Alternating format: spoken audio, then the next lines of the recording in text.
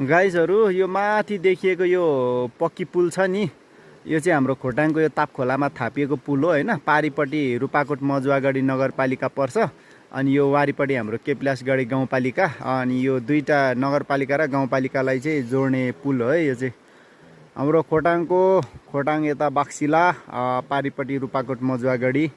गाइजहरू यो माथि देखिएको यो पक्की पुल छ नि, यो चाहिँ हाम्रो खोटाङको यो ताप खोलामा थापिएको पुल हो हैन। पारिपट्टि रूपाकोट मजुवागढी नगरपालिका पर्छ अनि यो वारिपट्टि हाम्रो केपलासगढी गाउँपालिका। अनि यो दुईटा नगरपालिका र गाउँपालिकालाई चाहिँ जोड्ने पुल हो है। यो चाहिँ हाम्रो खोटाङ यता बाक्सिला, पारिपट्टि रूपाकोट मजुवागढी।